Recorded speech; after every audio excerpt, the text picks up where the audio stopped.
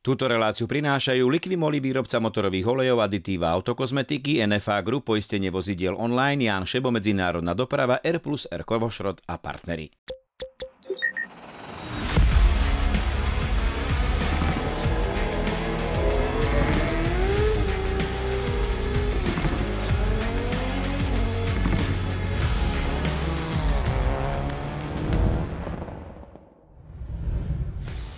V tohto týždňovom Športmotore sa pozrieme na preteky automobilov do vrchu v Čiernom Balogu, preteky cestných motocyklov v Dolnom Hričove, na nové súťažné auto Mareka Sýkoru a na záver do Gelnice na minikári. Po 10-ročnej prestávke odštartovali preteky automobilov do vrchu v Čiernom Balogu. Postaral sa o to ústredný Automotoklub Slovenská republika a treba povedať, že návrat to bol naozaj veľkolepý. Pretekárov v Čiernom Balogu čakal nielen nový asfalt, predstavenie na Breznianskom námestí za podpory množstva divákov, ale navyše v Čiernom Balogu, dejisku samotných pretekov, organizátor pripravil aj festival. A k tomu počítame prvé účinkovanie elektrických vozidiel na pretekárskej trati, tých noviniek bolo naozaj množstvo. Pri pohľade do výsledkovej listiny skonštatujeme, že niekomu mimoriadne rýchla trať sadla viac, inému menej. V prípade slovenského kopcového šampionátu v kategórii ženy to bola v sobotu Petra Halušková na Honde Civic Type R. Kopec z môjho pohľadu je dosť ťažký. Akože nikdy sme na ňom sa nevozili. Takže ťažký, ale ja si myslím, že sme to dali celkom dobrú. V triede 6 bral v sobotu prvenstvo Marian Kalina na Peugeote 206 RC. Rýchly, krásny, super asfalt. So samozrejme sa pekne ponaháňali o desatinky, takže super. V nedeľu práve o tie desatinky bol rýchlejší Samuel Tvrdý na Citroene C2. Triedu 5B najskôr ovládol v sobotu Michal Krížo na Honde Civic EKK 20. V nedeľu však bol rýchlejší Peter Hrebíček na Citroene Saxo VTRS. Som rád, že konečne som v skupine, kde sa môžem naháňať a je to fakt zaujímavé, takže veľmi sa teším. V 5Ačku najskôr v sobotu dominoval Patrik Purš na Honde Civic. Na mňa je to veľká spokojnosť, na Balogu som prvýkrát, ale tak časy sa vydarili veľmi pekné a som spokojný, zatiaľ dojde na prvé miesto v triede. V nedeľu zase bol rýchlejší Stano Krivák na Peugeote 306. Trieda 4A sa stala po oba dva dní korisťou Jaroslava Dubóciho na Seate Leon Supercopa TDI. Fungovalo všetko ako malo, podarilo sa mi dnes rýchliť, porazil som niektoré silnejšie auta, zároveň som sa ponáháňal s chalami ako za starých čias, takže pre mňa veľmi úspešný víkend. V 4Bčke jazdil v Čiernom Balogu osamotený Matej Kováč na Seate Leon.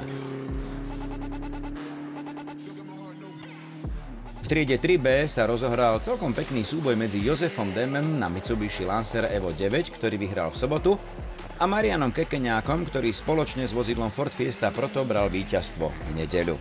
Za mňa dobrý, dneska to je super, dneska som urobil aj Báčiu Demeo, aj Šutláka, takže je to dobré a som rád, že tento víkend dopadol tak, ako dopadol. Zdraví sme. Moje auto je v poriadku. V triede 3A to so súbojmi o víťazstvo vyzeralo rovnako, pričom to sobotnejšie si odviezol Michal Žiak na Škode Fabia a nedeľné zase Miki Čambal na Hyundai i30 NTCR. Spravili sme nejaké úplne drobné zmeny, Braňo Sloboda škrabal gumy v podstate do roztrhania tela. Auto začalo neskutočne fungovať, dneska to auto fakt letelo po trati. Triedu 2 ovládol po oba 2 dní Stanislav Buzalka a jeho Mitsubishi Lancer. A triedu DE2 do 2 litrov zase Martin Matuška a jeho Formula Tomis 9904. Nielen z víťazstva v triede DE3 nad 2 litre, ale aj z absolútneho víťazstva v rámci Dynamax majstrovstiev Slovenska pretekov automobilov do vrchu sa v Čiernom Balogu tešil po oba 2 dní Martin Juhás, jazdiaci na Formule Lola B03.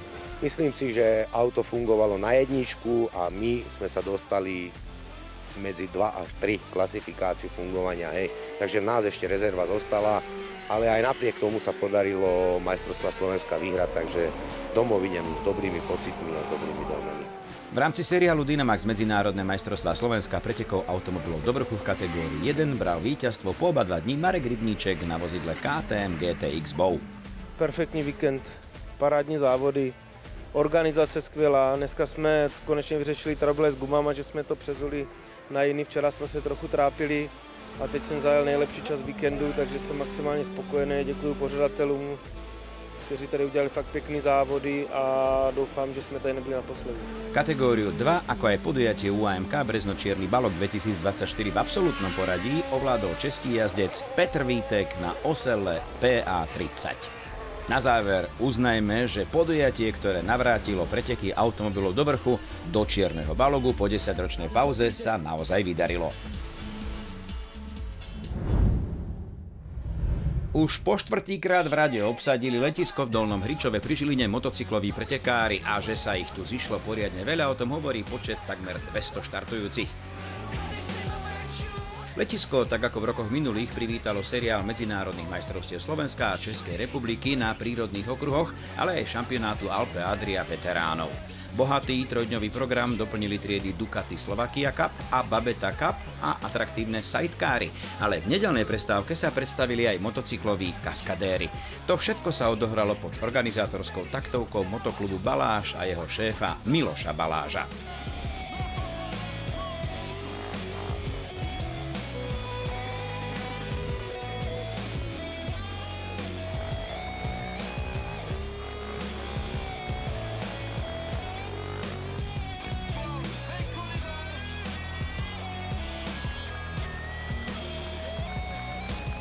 V rámci pretekov sa najskôr predstavili účastníci s vintage motocyklami, čiže veteránisti. Tu bola hviezdou Šárka Šmidtová, ktorá vyhrala obe kubatúry, v ktorých štartovala. Snažila jsem se. Mám to najetý tady a vlastně dalším tréninkem a dalším závodem se tu trať jakoby líp poznávám, takže se zrychluju. V triede Superbike Classic udávala tempo trojica slovenských jazdcov, bratia Krajčovci a Peter Gazdík, pričom víťazstvo po oba 2 dní bral Roman Krajčo.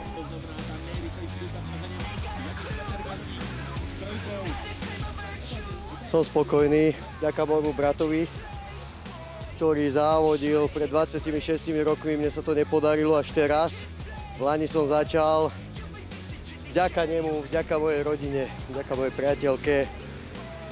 Som spokojný, darí sa mi, sadla mi motorka, ktorú sme v zime kúpili, takže ide to. Trieda 125 Sport Production mala svojho suveréna a v oboch pretekoch zvíťazil skúsený český pretekár Marek Zima. Rovnako sa darilo aj jeho krajanovi Patrikovi Kolářovi, ktorý ovládol preteky triedy 125 Grand Prix. Úplně jednoduchý to nebylo, bylo velký horko, ale povedlo se nám stroj připravit, řekl bych, dobře a nakonec se to podařilo a jelo se mě taky skvěle. Prekvapením pretekov bola v striede Supersport 300 iba 16-ročná talentovaná Slovenka Lucia Murgašová, ktorá pri svojom debute na prírodnom okruhu skončila na 4. mieste. Nečakala som to a určite sa z toho teším a dúfam, že dneska spravím lepší výsledok ako včera. Povedz mi ešte, koľko rokov ty jazdíš? Rok na veľkej motorke a celkovo tak asi 2 roky alebo 3. Začala som na ohválke malej a potom rok som jazdila na veľkej motorke, ale toto je moja prvá sezóna taká už závodná.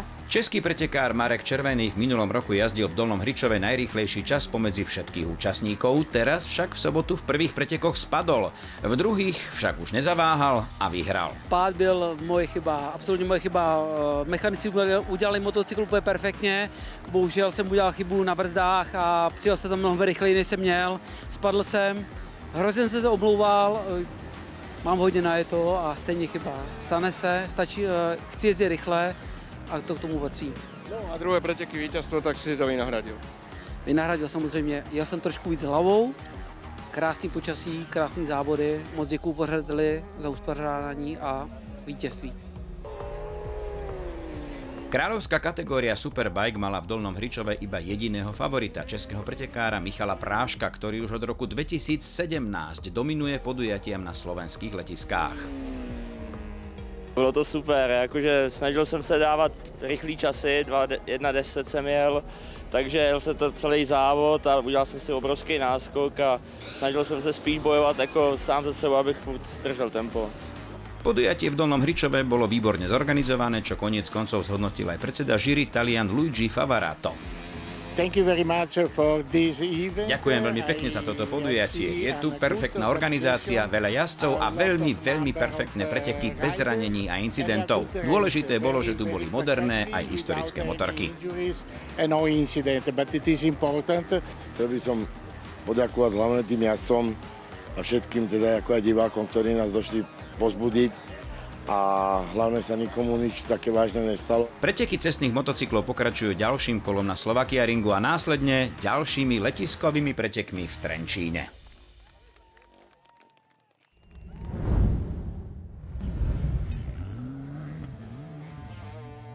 Offroad Sport.cz spoločne s Miroslavom Zapletalom a slovenským spolujazdcom Marekom Sikorom predstavili v rámci podujatia Hungarian Bacha 2024 nové vozidlo Ford F150 Evo, s ktorým by mali štartovať aj na Rally Dakar 2025. Auto síce vyzerá podobne ako to predchádzajúce, ale je kompletne prestavané a poháňa ho turbobenzínový 3-litrový motor.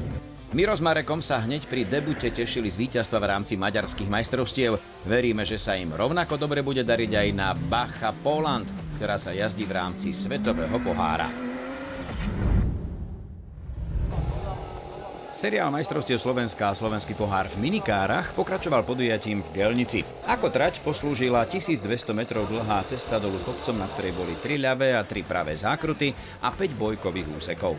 Preteky minikár v Gelnici už majú svoju dlhodobú históriu a práve o nej nám porozprával Vladimír Palko, jeden zo zakladateľov minikárového športu na Slovensku. Tak čo sa týka histórie pretekov minikár na Gelnickom Turzove, tak toto siaha niekde do roku 1997, keď sme tu začali prvýkrát organizovať preteky.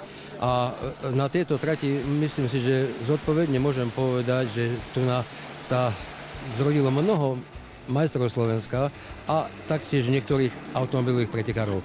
Snažíme sa tie talenty podchytiť, dať im maximálne, čo z našej strany je možné deťom dať, naučiť ich tú správnu stopu, správne brzdenie a vlastne to motoristické cítenie minikári, hoci je to bez motora. Pozrime sa, kto z prítomných to, o čom hovoril Vlado Palko, najlepšie zvládol. V triede M1 to bol Michal Čarný, ktorý vyhral všetky 3 súťažné jazdy. Nás zaujímalo, čo sa Miškovi najviac páči na minikárach. Aj trať, aj kara, aj bufet. Najviac sa mi páči rýchlosť. M2 bol jednoznačne najrýchlejší Matej Oberta. Jazdím okolo už 6 rokov a minikári sa mi páčia veľmi veľa. A prečo sa ti páčia? Ten adrenalín v nich a to jazdenie všeobecne. Obertovci zdá sa majú minikári zvládnuté perfektne, keďže v triede M3 zvíťazil Michal Oberta. Dnešný závod hodnotím veľmi dobre. Trať bola aká? Dnes sa mi veľmi páčila, bolo to rýchle, v niektorých častiach aj pomalšie, dravšie, natočené, veľmi sa mi páčilo. V najvyššej triede M4 bral víťazstvo Matúš Filip. Slovenskí minikáristi sa opäť predstavia pri ďalšom kole v Ďurďove.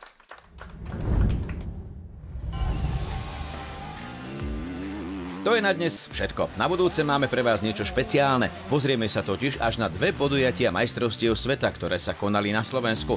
Prvé boli v Endure v Gelnici a tie druhé v Žarnovici na plochej dráhe v kategórii do 125 kubických centimetrov. Tiež sa pozrieme do Košíc, kde sa konala jubilejná 50. Garrett Rally Košice. Zatiaľ dovidenia.